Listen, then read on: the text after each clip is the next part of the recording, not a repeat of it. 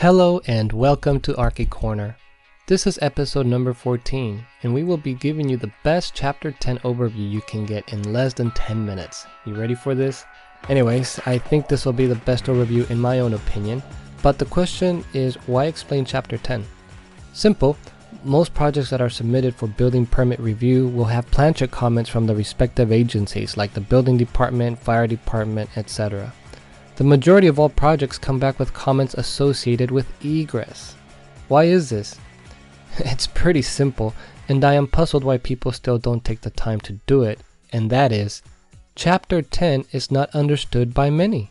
If you understand the structure of Chapter 10, you will be on your way to designing safer buildings overall, and hopefully you will have less plan check comments. So let's get started.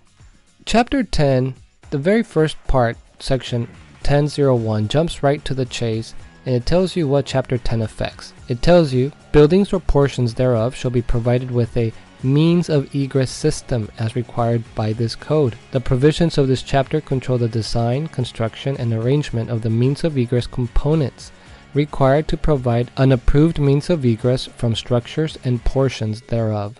So here is the key, that it's talking about a means of egress system, or a means of egress components. So what does that mean? What makes up this so-called system or these components? Well, section 10.03.1 clarifies it that the three components that make up a means of egress system are the exit axis, the exit, and the exit discharge. So that's it. So as long as you understand what these three items are, you're in pretty good shape. So for example, I am going to list here all these sections in chapter 10, and you will notice that sections 10.03 all the way up to 10.015, these apply to all three components, to the exit axis, the exit, and the exit discharge. Then sections 10.16 up to 10.21, these sections apply only to the exit axis. Likewise, 10.22 all the way up to 10.27 apply specifically to the exit portion or to the exit component. Lastly, you'll see that section 10.28 applies to the exit discharge. So there are your three components: your exit axis, your exit, and your exit discharge. We're not going to get to the last two sections, but you will notice that section 10.29 affects assembly occupancies, and sections 10.30 affect emergency escape and rescue. So if you're dealing with those specific parts of a design, you probably want to pay attention to those. Now, I will provide you a few examples of why this chapter is very important to understand. Let's say that you have a 5-story building, and as such, you have stairs connecting the floors. Obviously, you want to know what sections in chapter 10 you must comply with as it relates to stairs. So you open up the building code and you find section 10.19. You check one section before, which is 10.18, that applies to aisles, and then you check the next section, which is section 10.20, that applies to corridors. So you figure you just have to comply with 10.19. However, that may not be quite right, because you see, you may be applying the wrong section.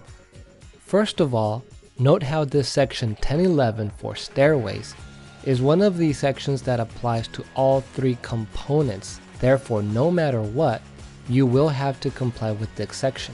Did you notice on this list that there is a section 10.23 that affects stairs also? Now that's interesting. So in addition to 10.11, do you also have to comply with 10.19 or 10.23? And also, not to confuse you anymore, but there's also section 10.27 that includes stairs. So what do you do? Which one do you follow? The key is knowing what part of the means of egress your stair is in. Is your stairway part of the exit axis, or is it part of the exit? Are you confused yet? If you're not an architect, when you hear the word exit, a regular person may think of the door that leads directly out, but that would be wrong. So let's clear this up. Again, here's a 5-story building. Let's assume for a minute that each floor has one suite. Each suite exits by accessing the corridor. From the corridor, they access the stairs. And from the stairs, they go down to the exit level, which in our case is the first floor. And then that stair exits into another hallway. Finally, you exit out to the exterior of the building. Once outside of the building, you can walk a safe distance away from the building. Now, the easiest way to understand which components are which is by first starting with what is an exit as defined by the building code here. Per sections 1022 through 1027, your exit can be composed of 1. Stairways or ramps. In this example, the stairs play a crucial portion within the means of egress system. These stairs may be considered part of your exit. As such, it has to comply with section 1023. If these were exterior stairs, then they would have to comply with section 1027. Once you reach the exit level, this hallway has to continue the rating requirements of the stairs, and therefore is not simply a hallway, but an extension of the stairway. This is called an exit passageway, and is also part of your exit, so it has to comply with section 1024. Finally, you reach the exit door that leads directly to the exterior of the building. And per section 1022.2, this is the end of your exit. So it's good to take a quick pause here and clarify and confirm a simple fact. The exit is not the door that leads to the outside, or not in itself anyway. In fact, an exit, as you can see in this example, can start from the very top floor of your building. Was that news to you? If you're an architect, I hope it's not. But if it is, I am glad I could clarify this. Now, the rest is pretty simple. Once you exit the building, you also have to be sure that you provide a safe discharge so that people may safely access a public way or a safe dispersal area. This portion of the exit is the exit discharge, and this is affected by section 1028. Notice now that I left the exit access for the end. The reason I did that is because this is where it is not always the same for all buildings. In this example, let's say that the tenants of suite 500, which is at the top, must step out of their suite and into a corridor, and then that corridor has access to the stairs. The entire suite itself will then be part of the exit access, because all the tenants in the suite must be provided with access to an exit, regardless of where they are located. But what about the corridor itself? This is where it may change from one project to another. The corridor could be built as a non-rated corridor and be part of the exit access and comply with all sections applicable to exit access. On the other hand, the corridor could be built as a rated corridor and therefore be the beginning of the exit itself. Now, why is this important? Well, it's pretty simple. Let's take a look at one of the requirements of the exit access to explain this. Section 1017 talks about the distance required to reach an exit. Did a little light bulb just go off in your head right now?